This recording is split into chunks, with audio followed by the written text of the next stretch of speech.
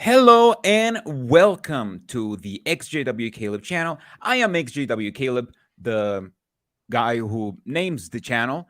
And with me, as always, apparently as always, is my good friend Jake Vaughn from the XJW channel, Alt Whirly, which is far more successful than this one. How are you doing? Great. I mean, with an intro like that, I'm doing great. Success is relative, you know. It's relative, but if You're you succeeding in your measure it own under any special kind of way. measurement, then you are more successful than me. But I mean, if you're looking at numbers, yeah, sure. yeah, if you look exclusively at how it's measured, then Yeah, of course. just I'm just saying that. Anyway, we wanted to get together because you and we talk a lot about this stuff. We get a lot of messages, a lot of comments being like, why is it that you got woke? You were a Jehovah's Witness, and now you always, all of these Jehovah's Witnesses just go woke for absolutely no reason. They want us to use pronouns, and I don't even know what that is. Why do ex-Jehovah's Witnesses go woke? And we have quite a few reasons to get woke, but I think we can start by saying how homosexuality and the LGBTQ community is perceived within the religion. What do you think, Jake? How is it perceived? That was a great segue, by the way. Just be like, oh, let's talk about this. Go, Jake. Go, Jake. Go, talk. I think it is perceived negatively. We should we define what woke means in case people aren't hyper online? Oh, sure. Before, since we're defining, let's define what woke is. We have to exercise our JW muscles of defining words at the beginning of things. Hey, Ron Johnson has a good question. What does woke mean? It just means... How would you define woke? Because, I mean, we had that video like a few months ago that went viral. We had a video that went viral? I mean, not us. Oh. Just we as the humanity. Oh, humanity. Thank you, Frank, for the support. I don't remember humanity had this video that went viral like a couple of months ago when they're like, okay, how do you define woke? And they're like, and the woman is like, I don't know. So how do you define woke? I want to get that same moment for me. Maybe we go viral. Yeah, this will be it, I think. I mean, woke just means liberal or left leaning. It's used as kind of a catch-all nonsense term by people on the right. It started as a term that was used primarily by people of color to like stay woke, and it goes back a long way, like decades, but it kind of came to prominence during the I think I forget which terrible murder of a Black person it was, but it wasn't the Black Lives Matter. It was a few years before that, and it started to be a thing that progressives would say, to stay woke or whatever. But now it just is a word used to demonize anything that they think is vaguely liberal. Yeah, basically, it's basically like a catch-all term, as you said. It doesn't really have like a proper definition. Is just whatever conservative people feel uncomfortable with, that they can't pinpoint and be like, oh, this is bad because, like putting your pronouns. People are like, oh, that is very woke. Not really. I would say I put my pronouns just because sometimes. Like I look kind of like a woman. I have to specify, right? It's Why do you put your pronouns? You have to clarify with me every time we talk. Yes, I'm like I'm he him. Right? Yeah. Why do you put your pronouns? Why is it that you are woke right now? We're gonna get into that, more, but why is it that you're woke right now? Generally, yeah. Do you like how I just subtly came in and just ruined your structure? You asked me a very simple question about how homosexuality is perceived in religion, and I said, no, I will not. So I'm sorry about that. I had this arc, this very careful planned arc, and you're like, no, let's start from the end. It was meticulous. No, but tell me generally how maybe not why is it that you're woke, but how is it that you're woke right now? Like, give us like the main breakdown. Where are you at right now in life? Yeah, I mean, I would be, I would clarify that that's not a term that I would even use, and probably I wouldn't have even Yeah, ever used no, it when it was I'm more in using it just fashion. it's But, very but yeah, it's very tongue in cheek. You know, it is the thing. it's just a Yes, stupid term. yes. But I too have gotten comments on, oh, you left JWs and joined the cult of wokeism. We both get those. We get we both those. get those, and then we share them amongst It's ourselves. true. We're Yeah, like, we're always can you believe this stuff? we have a chat. We just send each other the. That's the only thing we said. Like that's the only thing we reliably send to each other. People That's true. going crazy. You can set your watch by it. I would say that like the reason why I would consider myself like I would define myself, I guess, as like a leftist. I try to avoid labels. The reason why stuff like pronouns I'll throw out there is because to me it really isn't a big deal. Like people make it out to be this massive deal, like people putting their pronouns in their bios and stuff, and it's like, well, I believe in gender abolition. Like I don't think that gender is a particularly useful construct. So I didn't know you were a gender abolitionist. to me, I don't know if I've ever really said that out loud, and that might be too spicy of a place to start. But I don't find them useful generally. But I want to be called what I want to be called, and I know other people feel that way. And it doesn't seem like a particularly big ask. Yeah. I've worked in like doctor's offices and stuff before, and I've been misgendered before. People calling me ma'am, and that's obviously not a big deal, but it's just easy to mix up someone's pronouns. So I put them in there just because I like to know, and people want to know. Yeah, I think right now I feel like I put pronouns and all of that stuff because it's just it's such a non-issue. It's such a tiny thing that I can do to make everybody just feel a little bit more comfortable, and to make it and even to let people know that I'm not gonna judge them for who they are. Right now, that's kind of why I started painting my nails, because I get a lot of comments from that being like, oh, you're woke, you do your nails. I do my nails because, first of all, men have very few options when it comes to color, and when it comes to fashion, and when it comes to all of that stuff. We have very, very, very few options. And second, because when you wake up, you realize that all of this style and grooming and all of that stuff, all of that is made up. You can just wear nail polish and your penis is not going to fall off. It's just we've talked about and this. You can put nail polish on your penis and it still won't fall off, but I wouldn't recommend it. No, the nail polish falls off very quickly. That'll just slide right off. We talked about this off air. We talk about that too in our chat. Yeah, of course. Share photos and tips and everything. Yeah, tips. But like, for instance, I am. We've talked about this, and I am a very straight person. I can't imagine myself being attracted to a man. I've never been attracted to a man, and I'm not saying I will never be attracted to a man. If I ever find a man that I find sexually attractive, I'd be very excited, because that would mean that I'm not extremely boring. Because right now I feel like I'm extremely boring. However, I dress kind of like queer-like because I want to identify with a different set of people. I want to tell people, look, I don't really care about specific norms of society or whatever. I just want people to be happy and to dress however they want, however makes them happy. And maybe, if I dress a little bit ridiculous, maybe the other person is gonna I don't know, be like, I want to dress a little bit more ridiculous too, or it's gonna be like, it's not a big deal to wear nail polish or all of that stuff. I feel it's just I'm in this part of my life where I'm more accepting, and a lot of people, I think, mistake that for being woke, don't you think?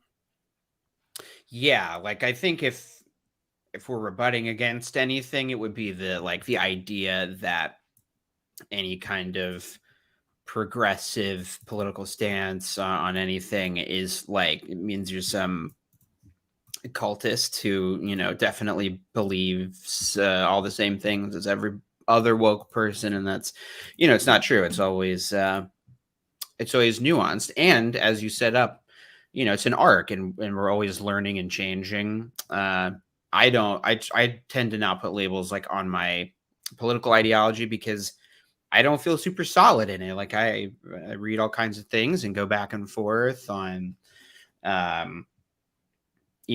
governing and things like that. So yeah, sorry that I just got I was reading a comment here. It says it seems a lot of XJW. This is Desi Ramos.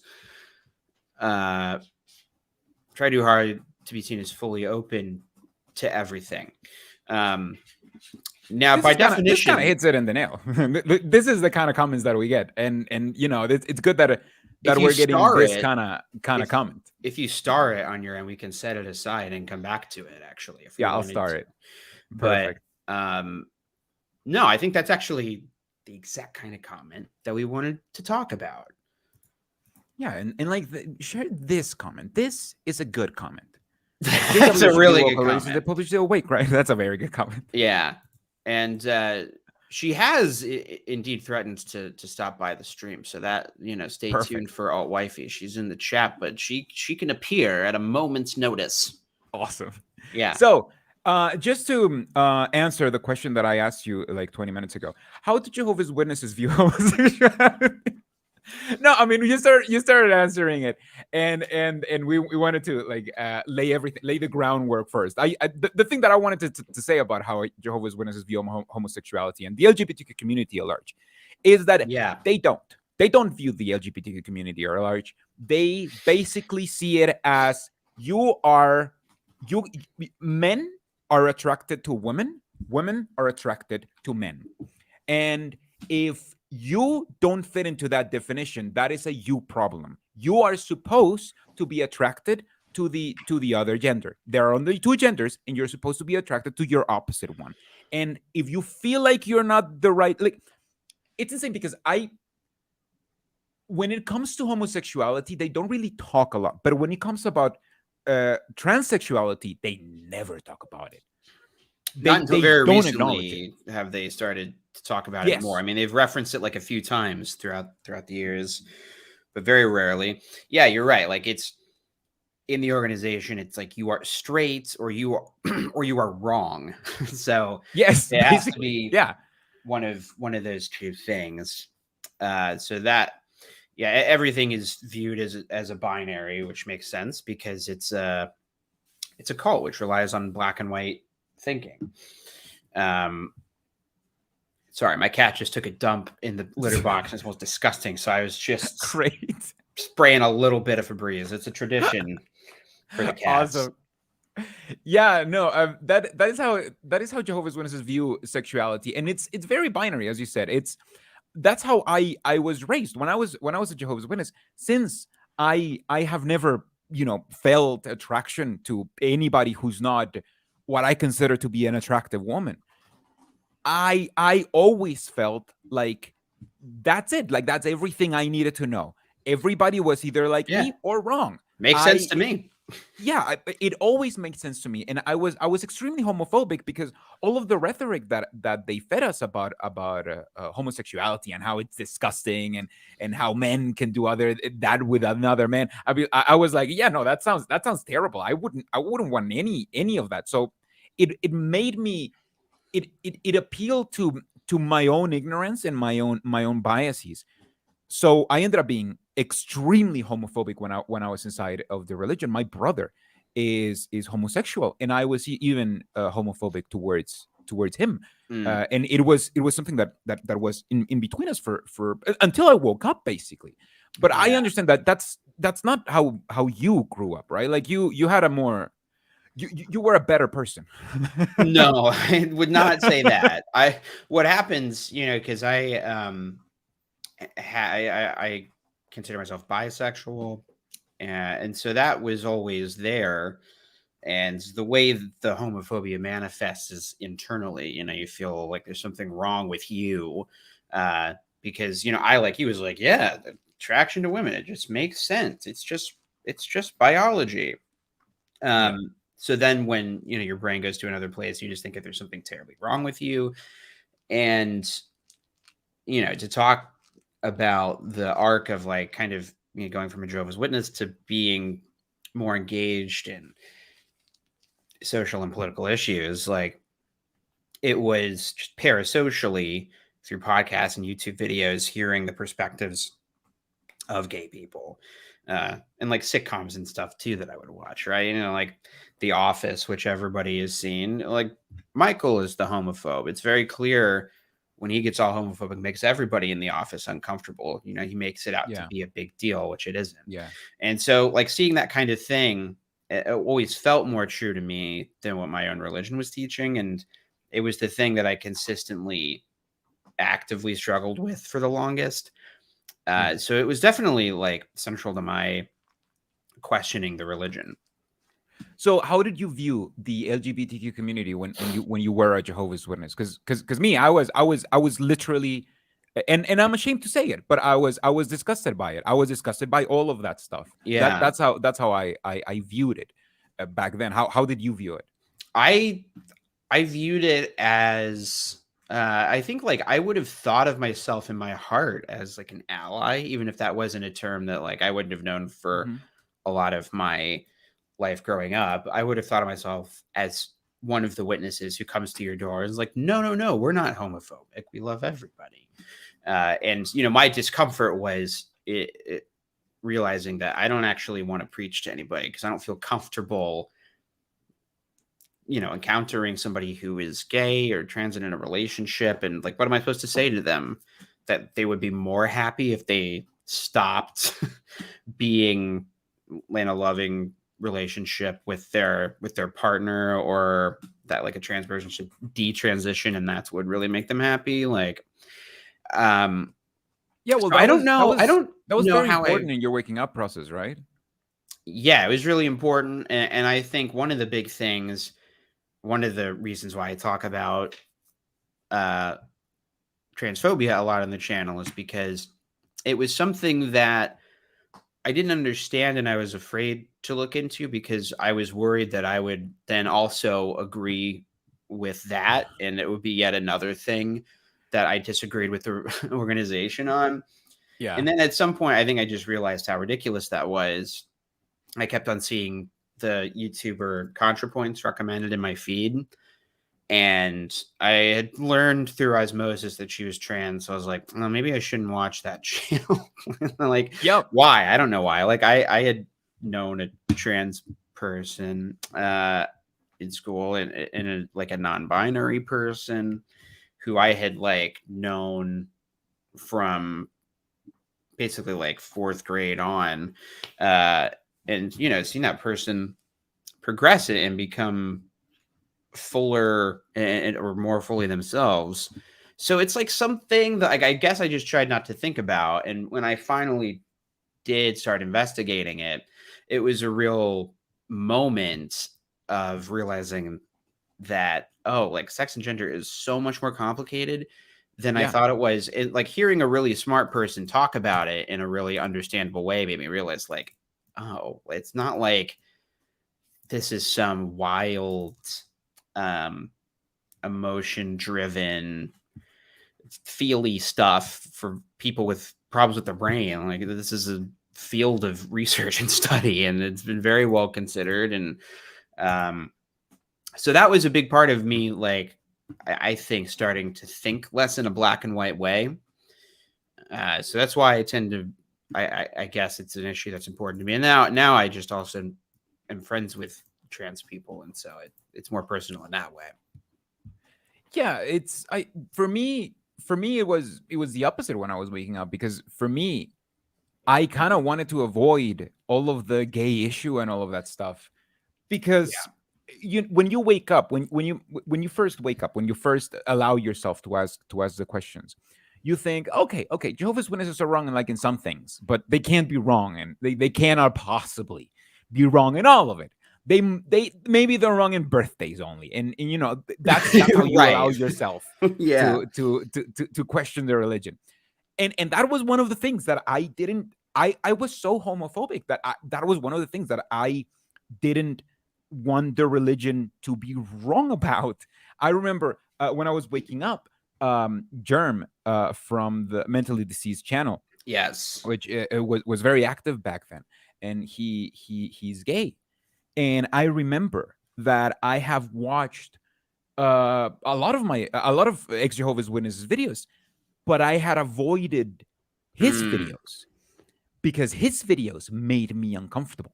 His videos spoke about things that I didn't want to believe were wrong, and I was realizing that I was doing the same thing that I originally did with apostate information. I was avoiding those because it made me uncomfortable, because the truth made me uncomfortable. And it's only till I realized that I gave myself permission. That not only gave myself permission, I forced myself to watch it. And honestly, I mean, Germ's videos are amazing. They were a huge Yeah. inspiration when I started out. They're extremely easy to watch.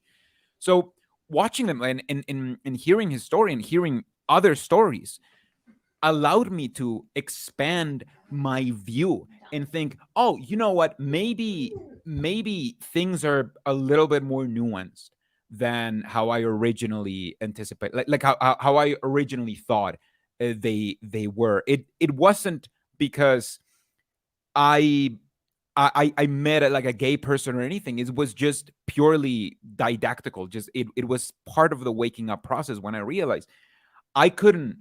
I had run out of reasons to be homophobic, and at that moment, I'm like, Jesus. Well, I guess maybe they're okay. And then I started looking for reasons, like proper reasons, to hate the homosexual community. But I kept not finding them. So I realized that just as I had changed all of my views about death, about the Bible, about all of that stuff, homosexuality was probably one of those topics that I was going to have to change. So I don't know. It was just it was very hard, but it was also very logical for me, which is why I find it very weird when Jehovah's Witnesses go the opposite way. Don't you think? Yeah, Because yeah. some Well, ex Jehovah's they Witnesses just we were talking about this before the show. The manosphere and the the rhetoric that Jordan Peterson uh, gives and all of that stuff. That kind of makes sense when you're waking up as a Jehovah's Witness and you don't want to to to to believe that everything is wrong. You kind of Jordan Peterson has a good way of sort of like pseudo intellectualizing the Bible, which is kind of what right, yeah. Jehovah's Witnesses used to do. And but Jordan Peterson is far That's better at true. it. So it's easy for a Jehovah's Witness to see the appeal because it feels familiar, it feels logical, it feels like it makes sense, it appeals to your own biases. But I don't know. Why do you think they go like that? Well, yeah, because you're right. They lean into like I don't know if it's like the specific name of the fallacy, but just like relying on moral outrage and disgust and like how dare you, sir? Um, Yeah. that kind of thing. Like a person might react much like commenter Mark Jones, who says, without two very distinct genders, Alex, and I don't know what a genders, Alex is, you wouldn't be Me here. neither. And you don't find genders particularly useful. I agree. You are useless and a total waste of space. I'm a useless. You're not Alex though. Hey, but you're right. Nor am I a genders, Alex. This is the rhetoric that we grew up. Like, there are two genders, and those two genders serve for reproduction, and that's it. But it's only when you realize that genders are kind of made up. Like I remember Forrest Valkai video that where he talks about gender, Right. and he's like, who gets to wear a dress? Who gets to wear pink or purple? Who gets to go to the nail salon? Like who has to provide for the family? None of that has to do with your genitals. None of that. All of that is made Yeah. up. All of that is expectations that the society has placed on the genders. And just as Jehovah's Witnesses have made up a prophecy about the end of the world, it's all made up. So if it doesn't work for you, there's no reason why you would have to do it. Like, why would you have to do it if it doesn't work for you? And this, Yeah. obviously, we're not gonna define sex and gender. Like, we're not gonna dive deep in this, but once you understand the the difference between sex and gender, that sex is just your biology and gender is who you express yourself to be and who you are, like, in your personality, in your person, that's when you start realizing that you kind of do have to go woke. Yeah, I mean, I think we should define it for Based. people. So, for example, Valkia, I don't know if I pronounced it right. It said that they're non-binary, and so Christina is simultaneously sitting right next to me and commenting, which is amazing. So I'm double distracted. But no, we should define it, because that's one of the things that was really interesting to me, was hearing Natalie Wynn break down the difference between sex and gender, because what grifters try and say to kind of get you roped into the cause is that, oh, these, the cult of woke wants to pretend that biology isn't real. And it's like, no, nobody's saying that. They're just saying that the societal construct of gender expression is unique to culture, can change over time. Little babies aren't, like, a baby boy is not born wearing like a tie and a suit, which means that for some reason we've decided that suits and ties are something that traditionally men wear. But of course, in other societies, that's not the case. So anyway, Mark is also confused about the idea that words can change over time. For example, we're all using the word gay as shorthand for homosexual, but that used to be simply something that meant happy. And it wasn't weird that, I don't know, whatever, you're asking the wrong person for a specific Christmas reference, but their Christmas song, the reference being gay and happy, and like the Flintstones theme song. So words can change over time. Yeah, because like Mark Jones grew up thinking that they meant the same thing colloquially, doesn't mean that they're actually the same thing from like a social science perspective. And I was looking at Amy Brown's comment, me gesturing wildly to 1,500 plus species that have varied sexualities, and the dozens and dozens that can literally trans their sex. Like, this is really important to remember, is that, to quote Forrest Valkai, who you mentioned earlier, nature, whenever transphobic people try and appeal to science and say, like, no, but sex is only this, it's nature. Well, nature makes and breaks the rules all the time. There are male species who can get pregnant and who are impregnated, but they're male. They're creatures that are creatures. Creatures of the land and sea from the Bible, who we are dominion over as God's chosen people, who change their sex. Yeah, he talks about how some creatures are born half male, half female. Some creatures transition from male to female if there are not enough females in the species to help everybody out. The concept that a lot of people mistake language for rules, and what Forrest Valkai, who is a biologist, so he would know about it, is it tries a lot to say is that biology is not rules. Biology breaks rules all the time, and we see tiny variations from the book that have absolutely no meaning, that have absolutely no purpose, and that usually don't affect anybody for any reason. And those variations are obviously going to end up being also variations in who you identify as, and who you like, and who you want to be, who you want to love. It's when you argue for biology, you're not realizing that the world is gay as fuck. It's extremely gay. So biology is not a particularly good argument, as pretty much any biologist would tell you. Most biologists are not transphobic for a reason. Yeah, so like what you'll see kind of like reactionaries do is very similar like to what witnesses do when they're trying to dodge the fact that they are just morally indignant because they think that they're right about everything, right? So like people will appeal to science like, no, there's only two genders. And you say, oh, well, what about intersex people? Chromosomes. What about people who are, born with both sets of genitals? Well, okay, so they're not, it's not really binary, it's bimodal. Even the people who say that there's only two genders will like acknowledge that like, but actually there is a third thing, but that's different. Don't think about that. And then when you go to That's a disease, it shouldn't exist. Right. And when you go to like the animal kingdom of people wanting to say creatures. What the fuck? I've never said that before in my life. Various species that have intersex qualities or who are capable of engaging in like homosexual relationships and stuff. They'll be like, well, but no, still though, for some reason. And it always just kind of goes again. Like it ultimately just gets down to the point where like, well, it's unholy and weird. It's weird and I don't like it and it makes me uncomfortable. It just like plays to your like gut emotional reaction to something being different. And that's why, Mark Jones is a fucking idiot. I like this comment, though. But he could be smart someday.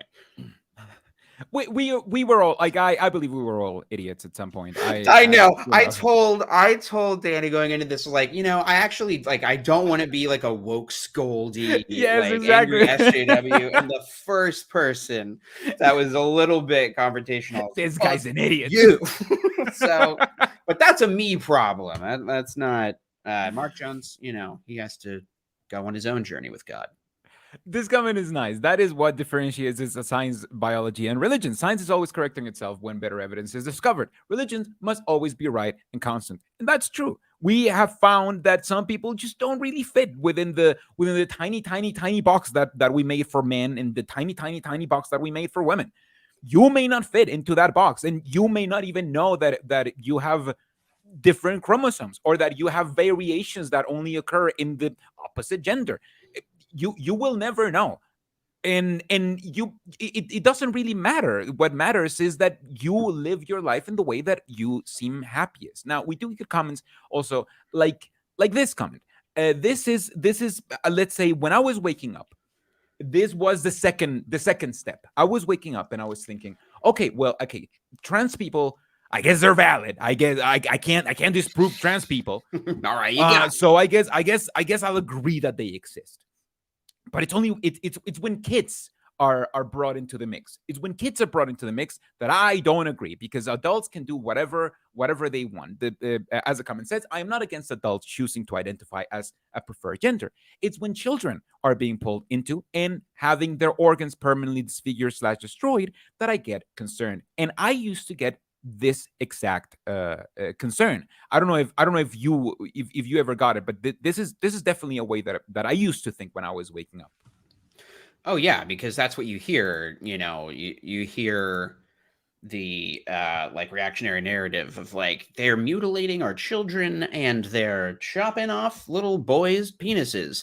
Circumcision? No, a different thing. It's a different thing. A different kind of chopping penises off. A different thing. Kind. But I'm not mad about circumcision, but I am mad about circumcision is based and cool. Anyway, like this is like, it's a good question, and it would be a problem if it was really happening, but it isn't. Like there's I don't think there's any hospital in the world that is going to, unless there is a particularly rare instance. I don't want to ever say never, but please find me an example of this happening where a minor who hasn't undergone years of medical treatment in other ways is going to get like a surgery like this. Like this concern about like kids being mutilated is not a thing. You can't do this until you are legally an adult. And then I like, it's important to note that like this is not a quick process. I think what people imagine the scenario is that like a parent some like SJW parent sees their son playing with the Barbie and they're like, "Oh, he's trans," and they take him to the doctor. And the doctor's Chop like, their "Okay, penis okay, off. we'll get you on puberty blockers. We'll cut your dick off," and that's like not a thing, you know? Yeah, Like, no, that's what I thought. To be fair, to everybody, yeah, that is exactly what I thought, and that is, I there is no shame in not knowing stuff. What got me out of believing that stuff is actually doing research, being like, okay, I'm gonna be mad about this stuff. Let me find all of these children because I want to find all of these children and be mad about this stuff. And I ended up coming short because what getting into puberty blockers, which is like the first step, is extremely hard. You have to go through psychiatric help. You have to be diagnosed. You have to it go has to through get an like approved by extremely your long process. insurance, and Yeah, you got to pay yeah. for it. And it's not free. And puberty blockers are just here. This is a good comment. Puberty blockers have been in use since the 90s and on trans children. But again, trans folks don't care about that either. Puberty blockers just block your puberty for a while. They don't really do anything. They just block things. They just pause things for a while. You can get off of that, and then things will be fine. Yeah, things will And progress the way they're supposed to. yeah, things will progress. It's just they just put the pause button in that, so no permanent, no more permanent changes occur in your body if you don't feel like you're ready for them. And those changes only occur when you're ready for them. And it is, as you said, it's an extremely long process. That's what got me out of thinking, oh, it's just the trans are getting our children, which is what they used to say about gay people as well, just a few decades ago. Yeah, no, it's a good point. I know that we've kind of gone on talking about like the comments and stuff, which I'm fine to keep doing it if you are, because I think it's been a good discussion. But the only other thing I would add too is like I worked in now I work in a hospital, and I work with surgery. I worked in a surgeon's office before as a medical assistant, and then like their surgery scheduler. And good surgeons don't want to operate unless it is absolutely necessary. You know, we would have people come in for like moderate gallbladder issues, and the surgeon would be like, well, it's a surgery, we're cutting you up, we should wait until and see if it's necessary, let's try this other thing first. So even especially with all the scrutiny that's getting in the media right now, like, nobody's putting a microscope on appendectomies, but if they were, suddenly surgeons would be even more cautious. So any doctor that's performing gender affirming care knows that they're under extreme liability and scrutiny from everybody. And the other thing that we would schedule a lot is we would get teenage young men come in that had breasts because they had gynecomastia, they had male breast tissue, that we would schedule them for mastectomies. We would schedule double mastectomies for like 15-year-old boys, right? That is gender affirming care. That is a surgery so that that boy is able to identify as the gender that he identifies with. He doesn't want breasts, so they cut him off. Nobody complains about this because doing that perpetuates the norm, the straightness of it all of which is to say, the idea that like gender affirming care is a new thing, or that puberty blockers is a new thing, or even like gender affirming surgeries for minors is a new thing. It's just like none of that stuff is new, and trans people aren't new either. There's just more visibility on it because politicians are making it an issue as part of the discourse, Definitely. We just for the sake of completion, let's talk about this. What about the people who have come out publicly regretting their decision to transition? It is real, and to that I would say yes. Some people regret it. In fact, 10 to 15% of people of patients who undergo sex reassignment end up regretting. 10 to 15%. I think that's lower than that even, but I haven't looked it up. That is the biggest number that I could find. Okay. So that means that 85 to 90% of surgeries end up being a success, which, in the grand scheme of things, Of course, surgeries can fail. Surgeries fail all the time. You don't get a surgery because it's 100% going to save you. You get a surgery because it's the best chance you have at the moment. And it, that happens even with children, unfortunately. But it is, there are so many steps that you have to go to go into to be able to be eligible for surgery, that the chances of this happening, although they happen, they end up being extremely low. And they, what I think about the most on this issue is that it shouldn't be up to us. It should be up to the person and their doctor. Their Yeah. doctors, usually several doctors who have all trained for decades and have a lot of experience in all of the science, who make the decision, not people who like us who don't really need this kind of stuff, and you know, we don't really need to be involved in this stuff. Yeah, to shout out a couple comments in a row, like Yep. because there's a great conversation happening in chat about this stuff, and I think it is Amy Brown, though I'm trying to find the comment, said that they love looking at the surgery regret stats for things that aren't gender affirming because trans healthcare has some of the lowest regrets of anything surgical, and that is Yep. something that and then my wife responded by saying there's also regret in regards to breast reductions or implants. Should there be a needless discussion around that too? And that is such a great point. So to make everything about me, which is important to me on a minutely basis, you know, the surgical regret thing is a thing I do know a lot about from working with surgeons and stuff, and from having to do research about my own surgery that I had. I have an ostomy bag, so I had to have like my entire colon removed. As you might imagine, there are a lot of people who do regret it because it's a huge change to your anatomy and the Yeah, I way can your imagine. body works. And that is something that nobody's doing that frivolously. If you have to have your whole colon removed, it's because it's got to go, right? When I talked to my doctor about regrets and stuff and whether it be successful, you know, it wasn't as high as gender affirming healthcare is. Like, there was a chance that it would make me better, but I would just be miserable with it and it would suck and I would hate it forever. And I don't. And that was, you know, that's a pretty common surgery that a lot of people have to get due to colon cancer, IBS, Crohn's, whatever. So all of this is to say, somebody said in the comments that, like, you know, two things can be true at once. Like, yeah, there's no medical procedure that nobody regrets getting in the whole world. But it's not representative of the thing overall.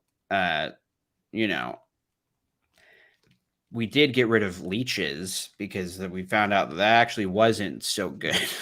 But I'm sure there are people that would have thought it was great. But there are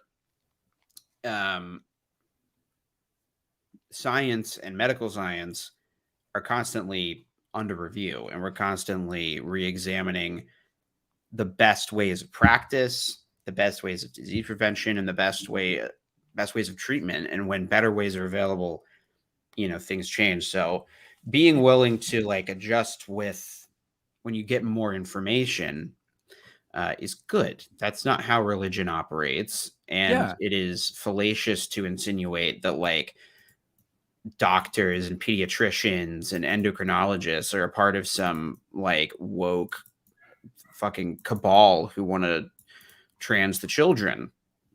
Yeah, and what a lot of people don't really realize is that when we're Jehovah's Witnesses, we think that, oh, that's an exterior problem. That's out in the world. That is an outside problem, and that stays outside.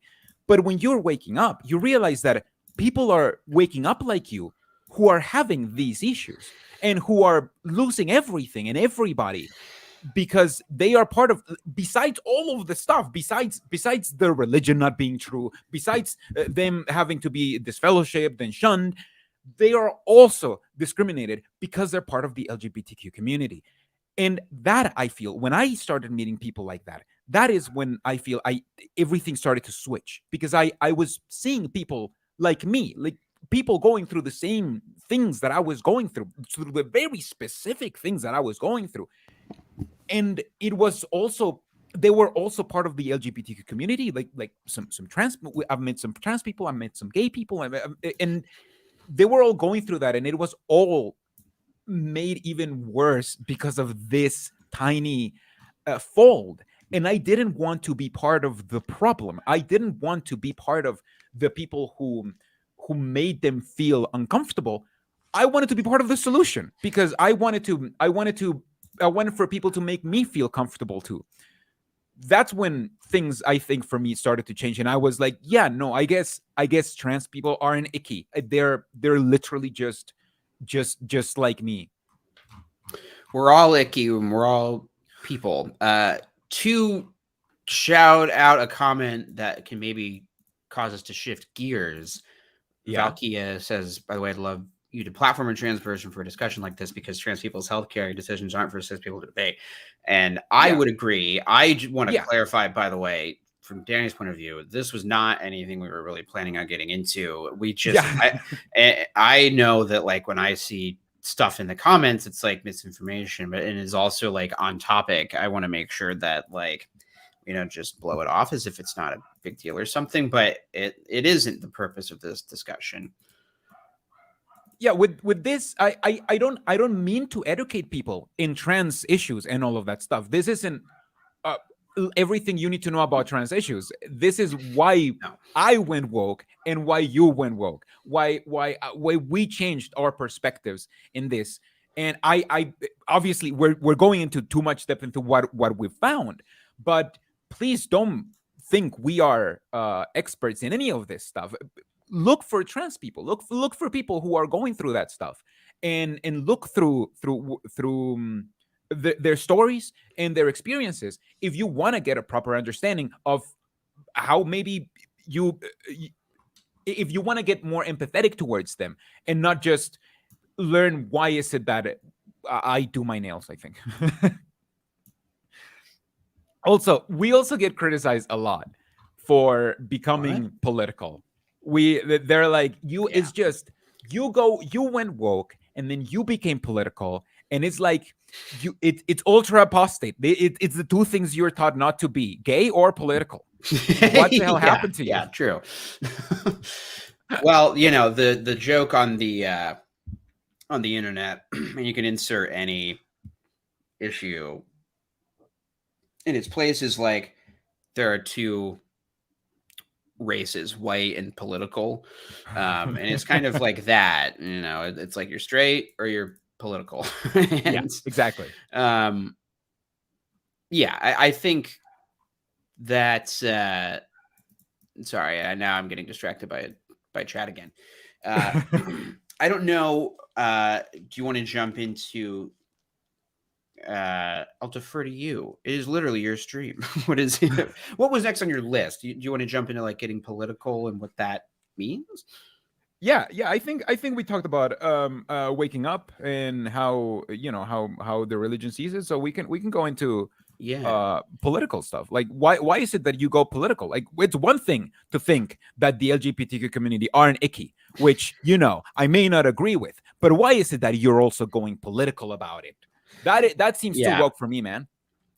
Well, basically everybody who ever says this just means that someone is saying political things that they disagree with, because if Mark Jones or whoever the fuck, if we were talking about there's only two genders, he'd be like, hell yeah, brother, you're not being political, you're just preaching the truth. It's like, when we agree with something, we don't see it as political. Like, in the same way that Jehovah's Witnesses don't vote. They're commanded not to vote, which they don't see as political, but it is, because it's a political act. It's still, you are making a political decision, which is to do nothing. And so I think a lot of times when people say that, it's like, you're doing political things I don't think you should be doing or talking to me about. So, sorry. Yeah. If you want, Caleb. Yeah. I don't know if I'm a mod on your channel, but I could try and I meet think some you are. people. It's just we don't have any mods on the channel right now. That's no, nor do I. And well, the thing that I always forget about is that StreamYard, like, you can't do any like comment moderation on it in and of itself. So anyway, we'll do that. Yeah, for I have no future idea how to streams. make you into a mod. I can put you into a timeout. Oh, put people in timeout. Yeah, I'll just there you go. If people are just too transphobic, I'm just gonna put them into timeout. Yeah. You know, just listen for a bit. Yeah, we exactly. have nothing against you. I was very transphobic as well. Just listen for a bit. This time for listening. That's right. Not to say transphobic stuff. Yeah, absolutely. Like the political business of it all.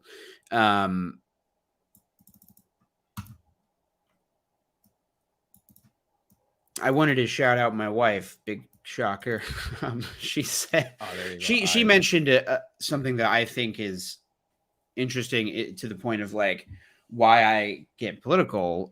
She mentioned, and maybe she wants to just say it herself into the mic.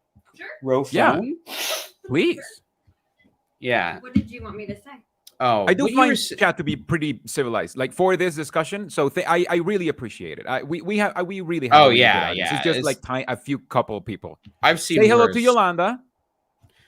Oh, that's right. She can't hear you. Let me cannot. give you okay. my ear. Oh, yes. Okay. Hi, Yolanda. Hi. That's my alter ego. That's right. Yes, of course. Like how Lloyd Evans was called John Cedars. You're just like Lloyd Evans. Oh, yes, that is my John Cedars. I didn't realize that that's what they called him. Anyways, that dumb look on my face was confusion. Christina's not hyper online, which is one At of all. her best qualities as a human we being. are hyper online. Yeah. Which I guess is good for me because I just through osmosis get things from you. Yeah, I'll tell her, like, oh yeah, everyone's upset about this person being cast in this movie, and she's like, why? What are you talking about? 100%. I feel like there's so many more important issues in the world, and like we're gonna have like a throwdown about the Black Little Mermaid. What yeah, exactly. The Black Little Mermaid. Exactly. I love Ezra Miller as the Flash. What's wrong with that? I mean, he is an insane person, but I also really love him as the Flash. So, not gonna lie. They, I believe, not to correct you. Ooh, that's right. Yes. My mistake. I wrote it. But see, this is it, folks. We can learn. You have to learn. Yeah. But and you're just correcting your wife because you're woke.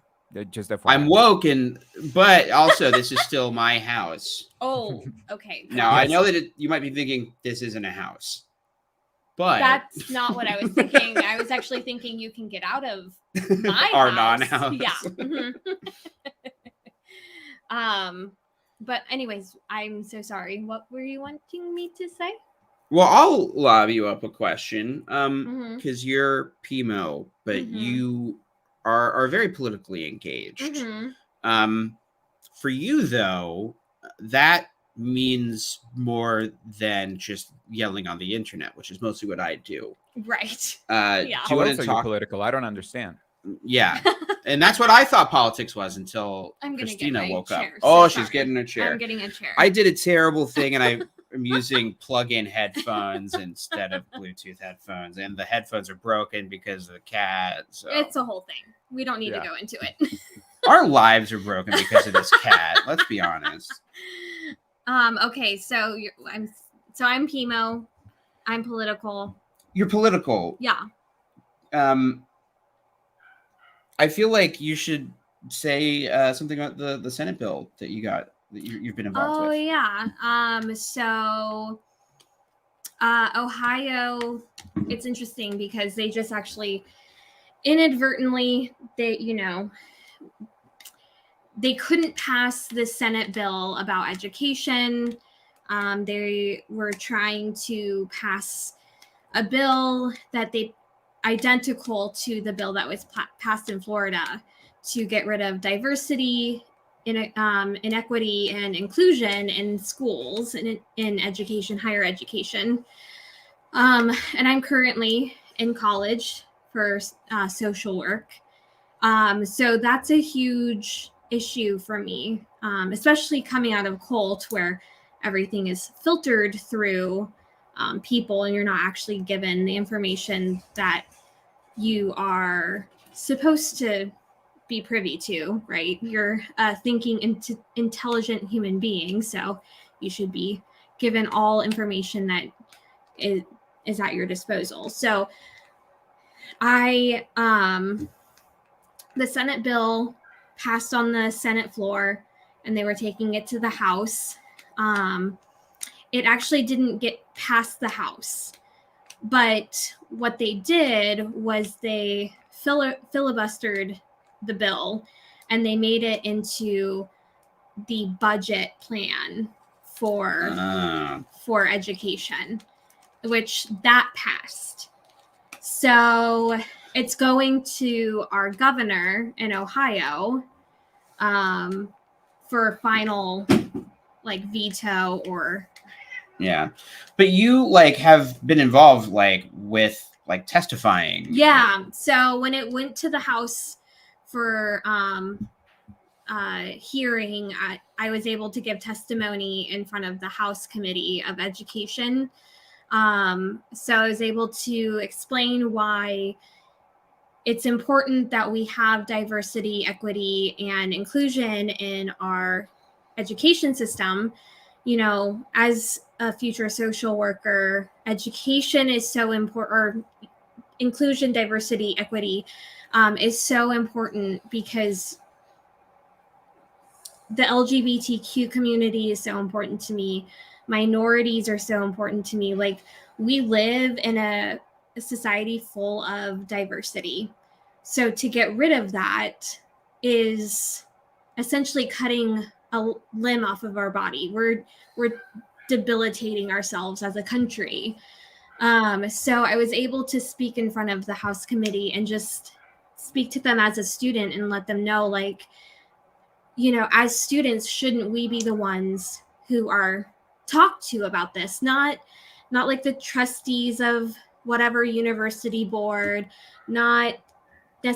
teachers, obviously it also affects them, but not at any opportunity were students actually consulted or were they able to testify at any point, except for when I went up there and I gave my testimony in front of the House Committee. And I just spoke to them frankly, and I was able to kind of close out the testimony amongst the teachers and everybody, teachers, laborers. You were the grand finale. Concerned citizens. Not necessarily on purpose. No, not on purpose. They actually quote unquote ran long. So they were picking people to represent each group that was left. And the leader of my political group for Students of Ohio, actually, she was chosen. She went up there and she actually yielded her time to me. So I was able to give my testimony. So it was really exciting that I got to be a part of that. Yeah. That's awesome. And, I think that what people should take from that is that you get political when you want to enact change, right? Mm-hmm. That's if once you realize that the LGBTQ community should be taken care of and they're not, then you want to change things. And once you want to change things, you realize that now you can get political, properly political. Not just talking online, but actually doing stuff politically to enact change, because we are taught that we are not allowed to do that. We may disagree on something, but we're not allowed to act politically. But once you're rid of that mentality, you realize that is the best way to go, right? Just act politically to enact the change that we need in the world. And I think that the thing that Jehovah's Witnesses get wrong, I mean, amongst other things, but something that really is close to home for me is just, I'm a humanitarian at heart. And so like injustice, no matter who you are, really bothers me. So when we're told not to get involved in enacting change or standing up for people who need advocacy, like during the Black Lives Matter movement, like this attack on transgender rights and just trying to make the LGBTQ community the villain instead of what they actually are, just people trying to live their lives. Like imagine being a cisgendered person and you're being attacked for just being a person who's living their life. Like that's what they live with every day. And you're now being attacked for just being a human, living your authenticity, and people don't like you for that. And Black African Americans, they also deal with that. Like there's so many people that deal with this struggle, and Jehovah's Witnesses, we're told that we can't stand up for those people because it's a political move. And for me, that's not a political move. That's just being a kind human and extending yourself to ensure that that person has the resources or even just the kindness that they haven't received from somebody else, because they don't have allies, they don't have advocates, they don't have supporters like you and I do, because we are privileged. I mean, we're white cisgendered people, and it's, I mean, that's just the reality. Even if we are bisexual or gay or lesbian, like even though we may be in the LGBTQ community and we identify with that community, we're still white privileged people, you know. And to be someone that can be a support for someone else, that's a huge step in the right direction. And you don't have to be political, but it's going to be political, because these are hot button issues right now in our society, because we need to progress forward. We need to move. We can't go backwards. To go backwards means really horrific things for a lot of people. And that's not where we need to be going. We need to be moving forward. So I think to go back to, sorry. Yeah. No, go. To go back to what you were saying about how they are just being discriminated for just trying to live their lives, trying to live authentically. I think as ex-Jehovah's Witnesses, we can kind of sympathize with that. We should be able to sympathize with that, because all of us, or at least most of us, are being shunned for trying to live authentically. So when you see people, obviously it's not comparable, right? What the LGBTQ community goes through, it's far worse. So when you see that, oh, these people are suffering the way that I'm suffering, but worse, you can't help but feel compelled to help them. Which is, we can go back to this comment that I started. And it seems like a lot of Ex-JWs go from one cult to another cult, sometimes to the point they try to be seen as fully open to everything. And it's really not about appearances. That goes back into the Jehovah's Witness narrative that everything is about appearances, and you have to do everything because how is it going to look? And we don't really go for appearances anymore. We have let go of those appearances, and now yet you look so good. I look very gay. Very gay. Enough of the flirting. We can break it up, you two. You missed it, but Danny's on record as being very straight, which I can attest. Exactly. I mean, that's fine, but you need to stop. It's flirting. Fine. You need to stop flirting. But we can still flirt. It's fine. I think I said like 10 minutes. I love giving him crap. It's really fun. You do? Yeah. Yeah.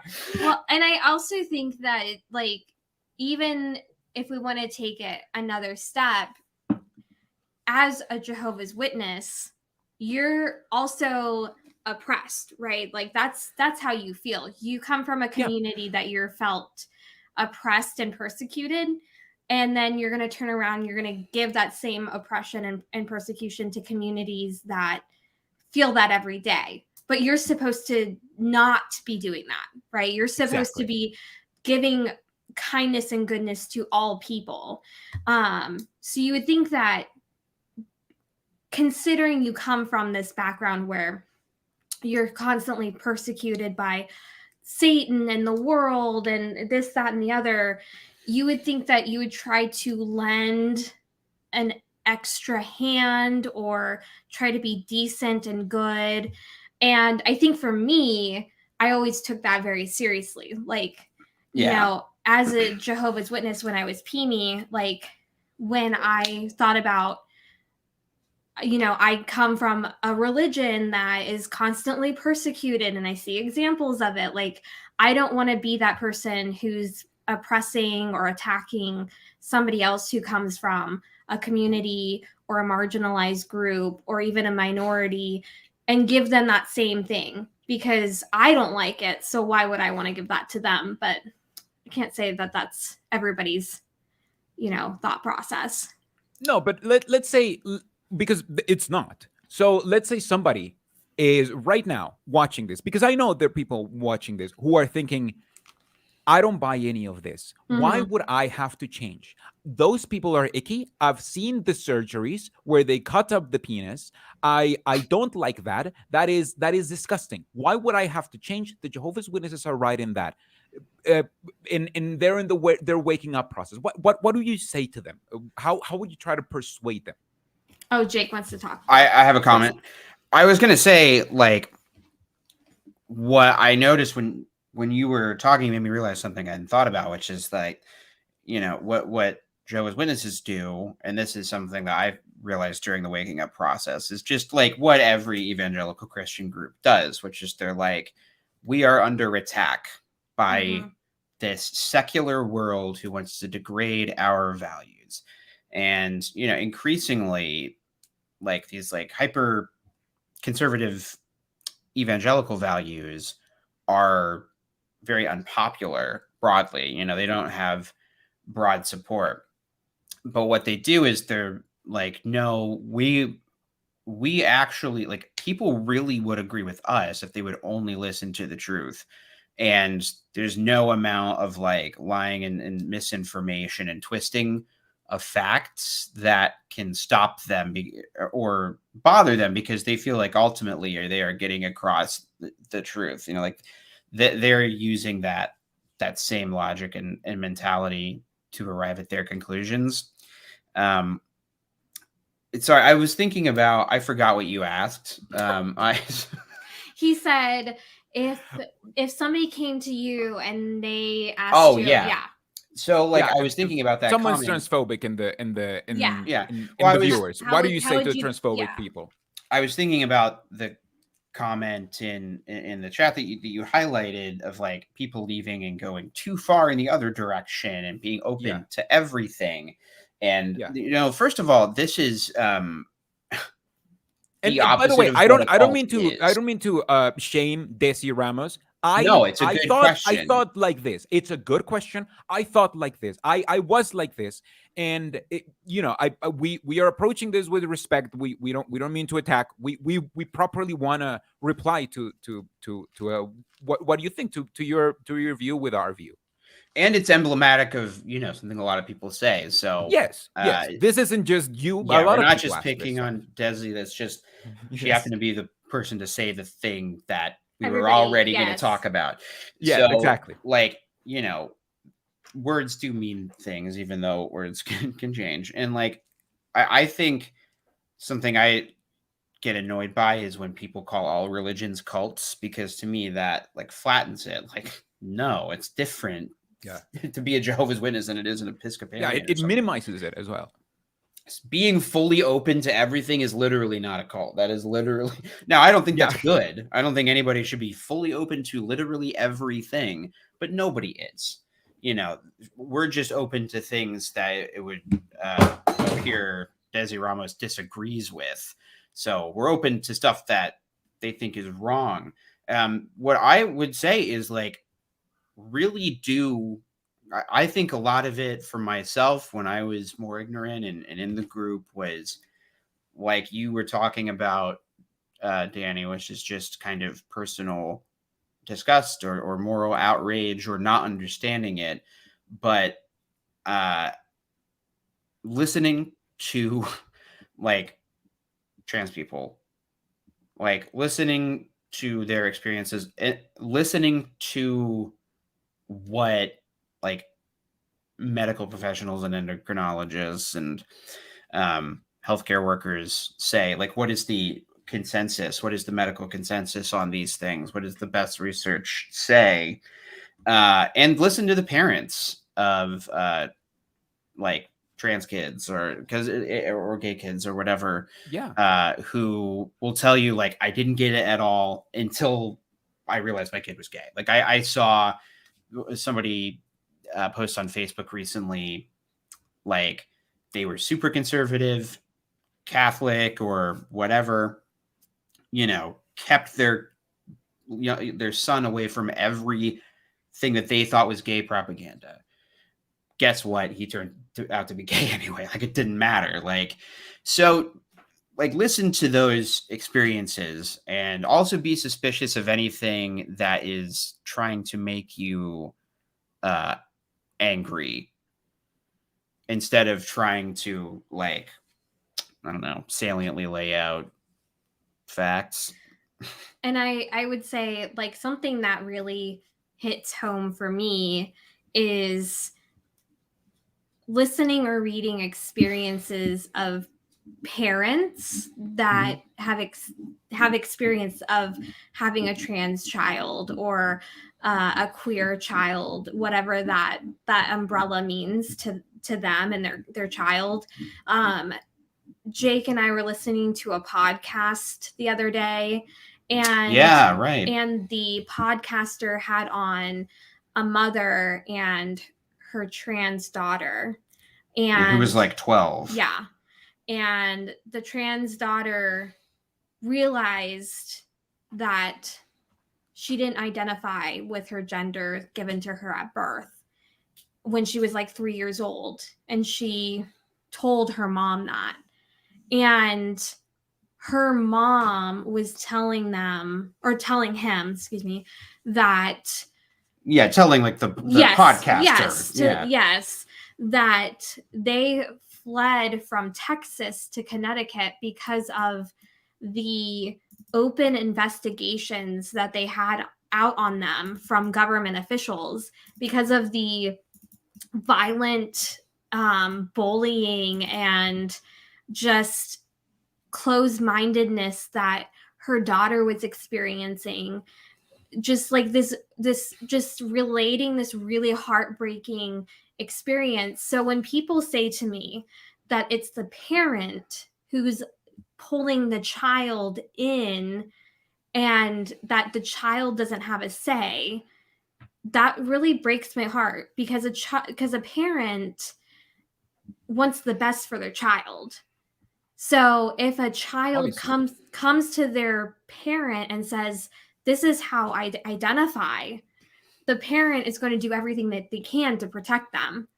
And no parent is going to pull their child into this situation that would cause so much heartbreak, so much challenge, or what have you, to the point where they have to flee from the only home that they've ever known to make sure that their child is safe. Like that is not a parent's, like it's really upsetting to me when I hear that, because that's not what parents are doing. Parents are trying to protect their child. Parents are trying to make their children happy. If that child is happy identifying as a different gender because that's who they are, that's their identity, that's what a parent is going to do. Natural instinct is, I'm going to make my child happy and I'm going to protect my child and I'm going to do whatever it takes at all costs. And that's the experience that was relayed on this podcast that Jake and I listened to. And there's so many experiences like that. So whatever false narrative is out there that parents are making their children do this, or they're pulling them into these really upsetting situations, that's, I mean, maybe that's a thing, like a rarity, but so I don't want to say never, but it's not the majority. It's not actually, yeah, it's not the rule. Right. That might be the exception. It's not the rule that parents are putting their children in that situation. Yeah. And it's upsetting to me because you're also taking away the autonomy of a child, and you're taking away the autonomy of a parent. That is a decision that family has to make together. It's not a decision that government officials should make. Like, now we're just we have a Nazi like regime on our hands, where like Nazis would launch investigations on Jews just based on whatever their neighbors said, and take them to a concentration camp and execute them. Like, that's where things are headed. And we saw how that ended, and millions of innocent lives were lost. Why would we ever want to experience or repeat history all over again, especially when it comes to people who are just trying to be who they are, just like you and I are trying to be who we are. Exactly. And just to finish up with the comment, I feel like a lot of people say, oh, it's just you are too open to everything, and that's wrong. Why? It reminds me a lot of this meme where like two people are in bed and say I consent, and then Jesus is there and saying I don't. Did you forget to ask someone, and it's Jesus? Yeah. Yeah. When we are Jehovah's Witnesses, we think some things are just inherently wrong. And we think many things are inherently wrong just because it's wrong to not get to not be a virgin when you're married. It's wrong to have sex before marriage. It's wrong to express yourself sexually pretty much in any way. I know. Yeah, I agree with everything. There's so many things that are wrong, and they're wrong just because. And we may carry those prejudices with us when even after we're waking up, and we don't really realize until we stop to think, why is it that this bothers me? Do I have an actual good reason for it to bother me, or does it also need to go? Like my beliefs, like the destructive, is this also part of the destructive beliefs that I learned as a Jehovah's Witness, that maybe just as the other beliefs that I got rid of will make me happier if I get rid of this? That would be my appeal to any person who's looking at this in thinking transphobic thoughts. Let's say, you can be happier. There's a better life out there. There's a more loving life out there, and you can get it. If I can get it, and I was extremely transphobic and homophobic and everything, and we went to the Pride March the other weekend, and I'll be honest, sometimes some people, the way that they carry themselves makes me still uncomfortable, because I was taught to hate them since I was a little kid. But it's good to confront that. It still makes me feel uncomfortable. I feel uncomfortable around certain kind of people, but I am aware that I am the problem, and that I can live. Sorry, it's 4:20. My alarm is beeping. That I can. Yeah. That's amazing. The only on-brand thing that's happened in this stream. I mean, I need to set my alarm for 4:20. Damn. That's good.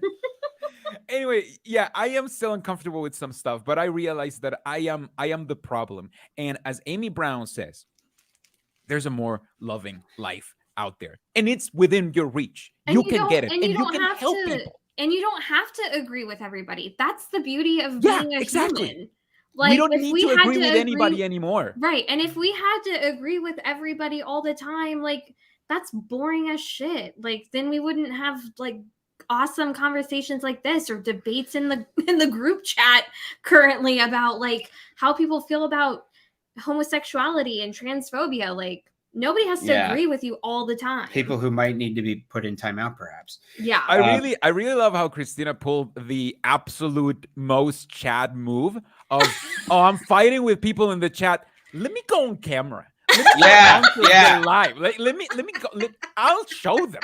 This I've is noticed that, like, you know, if I disagree with something that Vosh says, I don't just get to walk into his room and say something. Okay, Yeah, well, exactly. let me just say, the only reason why I even got on is because I heard Jake say, I'm going to call out my wife. And I was like, oh, I want to know what I'm Of course, of course.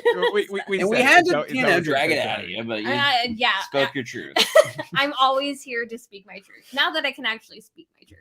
No, that's Anyway, the thing, though. That's why you started YouTube channel. Yeah, true that. Let's close it by saying what are your current beliefs, because I found that very helpful when I was waking up and I heard about other people's current beliefs and what they believe at the moment and everything. I was like, oh, maybe are they right? Are they wrong? Could I be like that? What are your current beliefs, Christina? Yeah, what's everything you believe? No, I mean your current like basic beliefs. Yeah. I'm just that being make an you asshole to my wife for fun. be labeled as woke. I'm used to this, so it doesn't even faze me. That's why I'm laughing. So right now, as I'm like discovering who I am, I'm definitely a more spiritual person. I don't necessarily believe in God per se. Uh-oh. We have a kitty trying to Bo's trying intercept. to stop the Oh live no. Oh no. He's like, like Sabotage. Don't do it.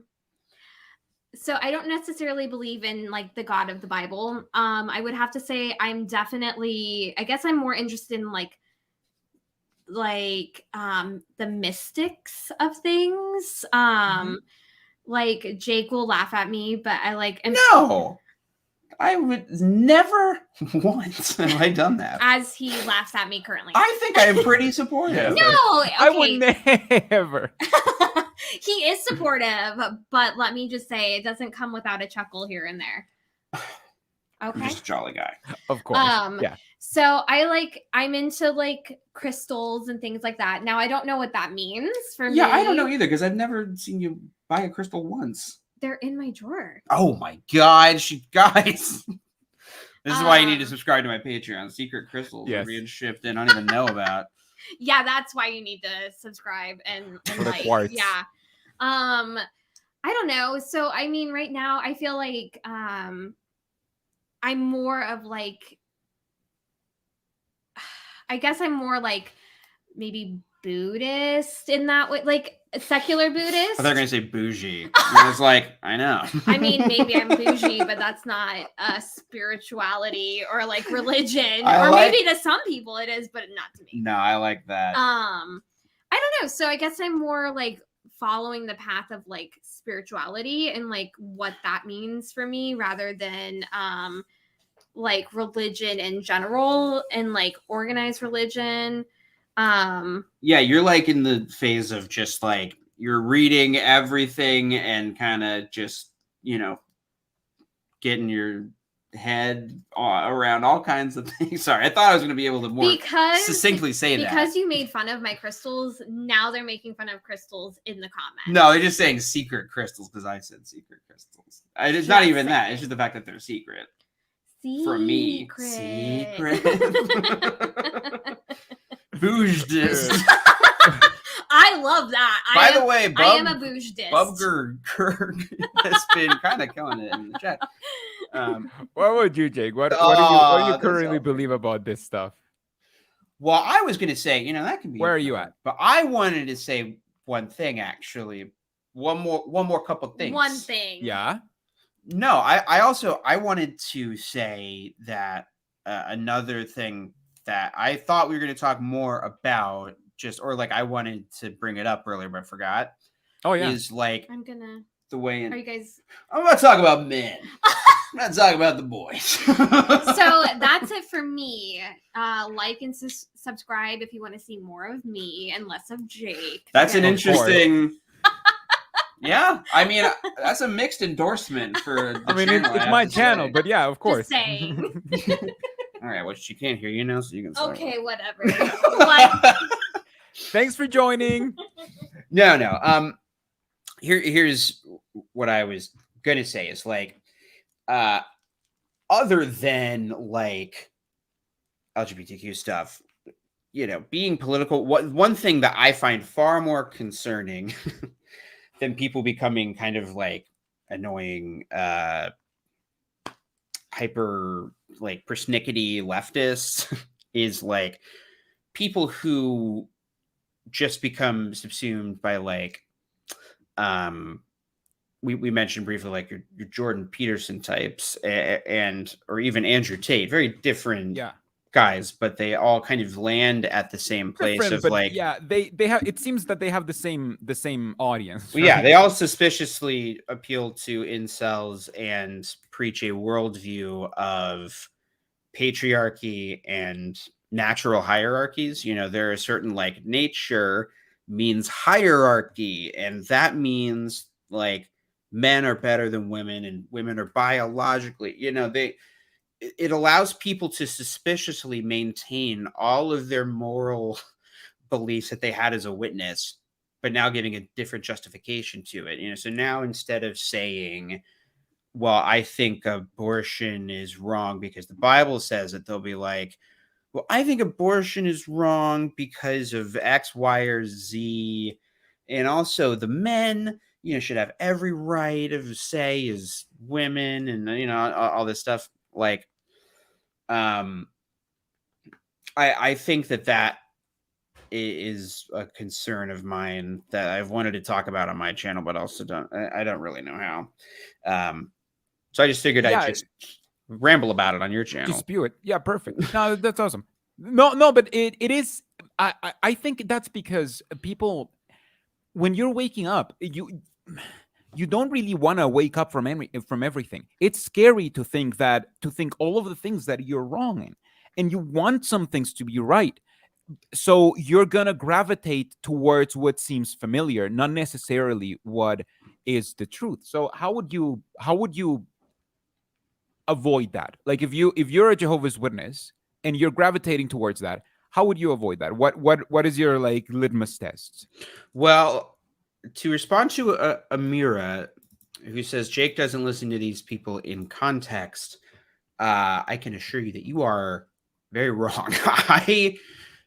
I listened to untold hundreds of hours of Jordan Peterson and Andrew Tate, and I listen to Republican like podcasts. I check in with your Tim Pools, and not just through liberal commentators, mind you. Like I like to keep my eye on what people on the other side of the aisle are saying, and I can assure you that my reasons for disliking Jordan Peterson have nothing to do with the fact that I don't know, you do like him and just feel he's misunderstood. Like I think that you don't know the full context of Jordan Peterson. Like that's how I feel, right?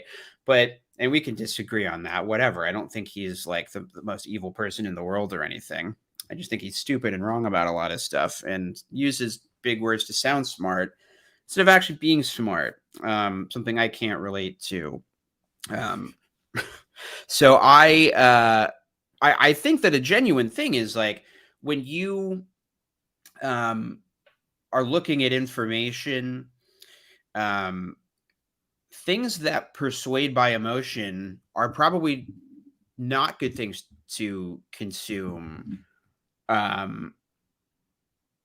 when you're first waking up. Like there are things like, Yeah. because one thing that you'll find if you do reading into how to be more like media literate or to like read critically and determine if something's a good source of information is like you should be skeptical of all media you consume, especially media that brings out like a strong emotional reaction to you. And that goes for everything that I consume or read and listen to as well. Because we grew up in a cult where our entire reality was based around reactionary emotionally driven reasoning. Yeah. We thought, we had some facts in terms of the fact that we could, have like 50 Bible verses we could point to support our beliefs, but most of it's just based on, feels over reals. So that's not to say that I avoid, obviously I'm a pretty emotional guy on my channel, and I'll, but I also don't think that I should be your resource for, like, I don't know, the issues. So it's fine to have emotions, but yeah, like, be careful about stuff that, like, gets you, like, super emotionally charged up, because usually that means that somebody's trying to manipulate you. Tell you something. Yeah. I think for me, I thought, okay, what do we have that is the closest to objective truth? The closest to objective truth My YouTube is science. Channel. Oh, it's the closest to objective truth is science. That is the one thing that we keep testing and changing according to how we see the world, and that in the closest that we have to find objective truth. And I let science dictate how I see the world. When I started thinking about LGBTQ issues, or even like sex work and all of that stuff, I refer to the people who are the experts on that stuff, not people who told me, oh, it's just I have a friend of a friend who regretted this, or, oh, listen to this testimony of this one person. No, that's how I got deceived on the first place. I needed to see more. I needed to see evidence. And at the end of the day, when you are looking for evidence to be bigoted, or to be transphobic, or to be anti-woman, you are not going to find them.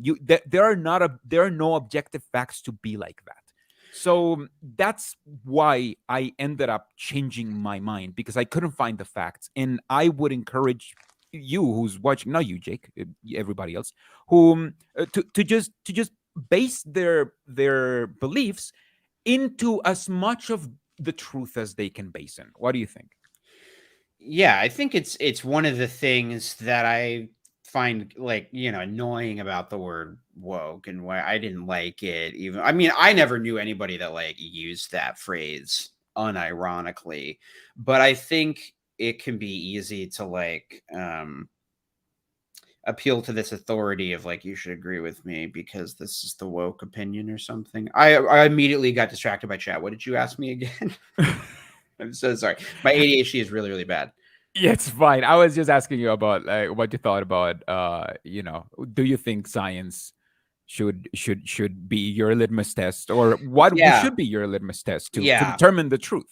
Now that, because we had a very, I think that is the very important stuff. We have a very different, distorted sense of what the truth was. We thought our religion was the truth. So we need to find, when we wake up, we need to inevitably find what we are going to base the truth from.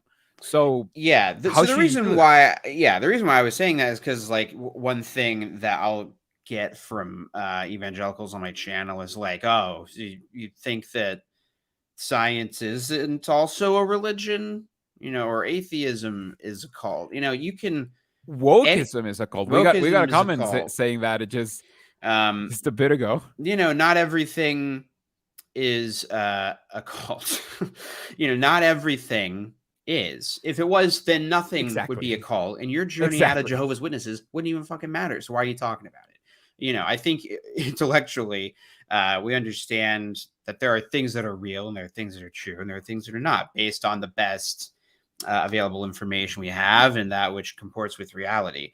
But things are my basis for truth is basically, like, what's the best information that I have and that I can find, and that comports with reality. And, like, you'll find a lot of like, most people are not, like, anti-physician. Like, pretty much anybody who's, like, a hardcore anti-vaxxer in their, like, 60s is also going to be on blood pressure medication or something, and they don't think that their doctor's a crazy quack who's trying to implant a 5G chip with their blood pressure medicine.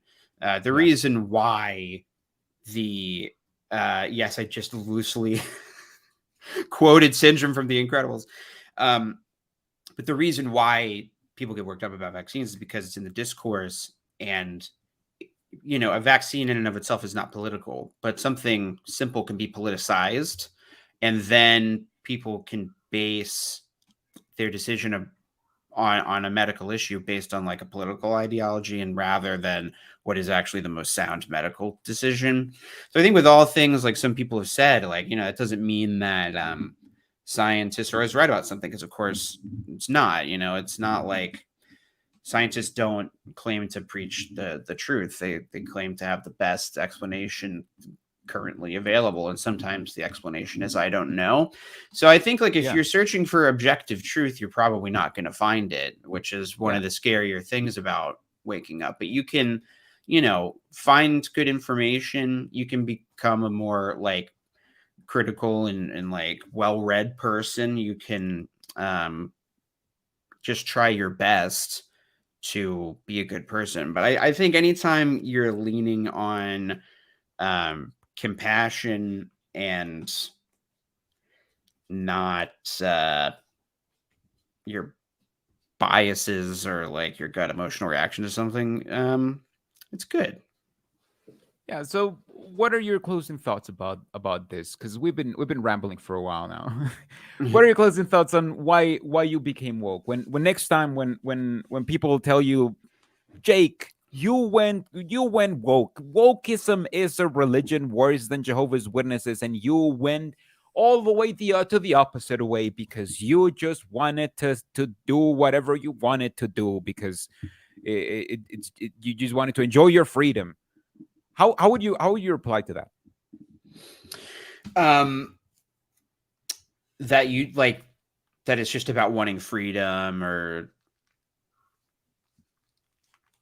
sorry, yeah. How would you reply to pretty much? How would you reply next time that somebody tells you, oh, why is it that you ended up becoming woke? Just to finalize, to round everything yeah up. Well, I would say, it's not a word I would use to define myself. So somebody is accusing me of being woke. They're accusing me of a thing that I don't understand, and I don't think that they could even define if they wanted to. I feel like the things that I feel strongly about are things that I've done a lot of research on. I've done a lot of thinking about. Yes, on both sides, examining all the information. So I know what I believe in and why I believe it. And there's a lot of things I know jack shit about, and I don't have any opinions on strongly because I really don't feel informed. So it's very easy. If you want a good video, ContraPoints' most recent video called The Witch Trials of J.K. Rowling is really good, where she meant, because a person who is in a cult hosted this podcast about it. And she makes the point that like, it's a fairly common thing for people to come out of high control religions and conflate any strong conviction with their memory of being strongly convinced of something wrong in the cult. And because you don't ever want to be wrong about anything ever again, you don't want to take a side on something, or you think having convictions about it is bad or culty. That's not true. You can and should have strong convictions. Like that strong conviction, you have to stick it to Watchtower and to wake people up. Just expand that. And that conviction is not a cult. It doesn't matter how strong it is. It's not a cult. Just as people wanting LGBTQ people to have rights, that is also not a cult. It's just a deep want based on the understanding of reality, which is how I would label woke. If somebody called me woke, or when somebody called me woke, I would just ask them why. Why is it that you call me woke? And yeah, right. Why is it define that it? Why? Define why. Why would it be bad? And why would it be bad? If I really was woke, why would it be bad? Don't quote me with the Bible. I don't believe in that stuff anymore. Don't tell me with biology. Tell me with science. Tell me in a way that you wouldn't be lying, basically. because I've been deceived before. So, clearly. So, I don't want to be deceived again. Yeah. And like, if somebody was to ask me, as they like, evangelicals will come in and accuse like an atheist of being in a cult or that it is a religion, and they'll say, you still have your holy book, The Origin of Species, and you have your leaders. And I'm like, okay, first of all, I've never read The Origin of Species. Second of all, I probably couldn't name you like more than 3 scientists in the whole world. Like, I don't know. You can arrive at conclusions without memorizing. Like, if you find yourself thinking that, like, it's pretty obvious to me, like, to point to the GOP as something that's pretty similar to a cult, at least like people who are MAGA. Well, it's very obviously a cult of Trump. Like, it's all about that guy. And he can personality. He can contradict himself 3 times about why he stole the documents or didn't steal them or never had them or had the right to classify them or actually didn't. Like, he can say all contradictory things in the same sentence. I did everything right and they indicted me. I said everything right and they indicted me. That's the funniest line ever. I do love it. So anyway, you can, like, if you're accusing somebody of that, like, I don't know, I don't like Joe Biden. I'm not. If you were to like say, oh, but you worship, I don't know, like who, Alexandria Ocasio-Cortez? Like, no, I don't. I have plenty of disagreements with politicians who I, will vote for. Being political, it doesn't mean you have to agree with everything your political party says. I don't know. Yeah. Wouldn't you say as well that people judge the way that they live? So if you think that everybody's in a cult, then maybe your beliefs aren't as mature as they could be. Maybe your mind is in a cult a little bit, because I judge the way I live, and I don't think that wokeism is a thing or a cult. Like, I don't think a lot of things are cults just because I don't agree with them. Like, some Trump supporters, I wouldn't say that they're necessarily part of the cult. They just kind of like him because they say it like it is, and they like them in The Apprentice. Things are far more nuanced than things are right or wrong. Things are either Jehovah likes something or Jehovah doesn't. Things are far more nuanced than that. Yeah, no, I'm actually really glad that you said that, because I think it's something that I'm really guilty of doing. One thing that is good about doing my job that I hate is that I work like, I do work with a lot of Republicans. I live in Ohio, which is increasingly a red state. And like, one of the things that I am kind of reminded of a lot is that, like, I will go into my lefty anarchist mode and start spewing out what I assume they think, and I'm wrong. Like, I happened to overhear a conversation earlier where the strongest MAGA person who I work with was really going off about how upset she is about all these abortion restrictions. That's something that obviously doesn't align with her political party and is going to. So, but I also know that, like, she's a big gun rights person, and if that is more important, then she might vote one way. But if the abortion thing is more important, she might vote the other way.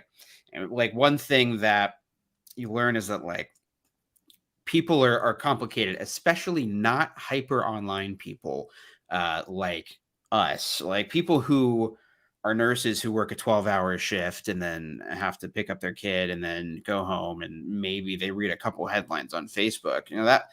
That person has a very different view of their political opinions or politics at all than somebody like me, who I'm listening to shit all day on my phone while I'm working. So people are complicated and nuanced, and you probably don't know exactly what somebody believes. And I say that as a reminder to myself as well. Yeah, that's why I try not to be too hard on the transphobes, because I remind myself that we are all in our own journey, and we all wake up to different things at different times, and I just want to encourage people to never stop waking up. You think waking up is going to be a matter of a few days when you start, then maybe a few weeks, but once you're out for long enough, you realize that there is a whole wide world out there of things that you don't know, that you need to know. Waking up, it's not something that's going to stop necessarily. You're going to evolve, and you should never get stuck in being like, oh, I'm done waking up, I'm not going to touch anything, these are my beliefs now. You should always welcome change if everything points towards change being needed. And if you think that you don't need change, then you should have a good reason to not want change, not just, I don't know, it feels icky, it's not a good reason. A lot of people are suffering because people think that is a good reason. Yeah, and Kim Sylvia just said, I think tolerance is just as important as waking up, and it's a good point, because I remember this drama. I don't know if it's the Hezekiah one, but the whole thing it's really like a fucked up drama that they made, where the message was like, the bad Israelites who weren't serving Jehovah were too tolerant, and so tolerant to cleanse the temple, they had to get rid of all these tolerant people, which is really crazy. I think I was like having some pretty serious doubts around that time, and that really stood out to me. Like, oh, I don't know if I want to be in a group that's proudly intolerant. So I think that's important. If I can end by affirming what you said and giving a recommendation, like in terms of like waking up always being a journey and stuff, and being political or right isn't always important. Like, I don't know if it's FD Signifier's most recent video, but it's a recent video of his. He's a content creator who's really, really great. He made a video kind of in response to the right-wing Andrew Tate movement, to be like, what do men actually find attractive? Or sorry, no, what do women actually find attractive about men? Mm-hmm. Interviewed a lot of other male content creators about their insecurities and stuff, and man, like, it was I didn't realize how much like bad internalized misogyny I had that doesn't just express itself as like hating women or something. It can even just be like a sort of like self-loathing or lack of awareness of how certain traits can come off.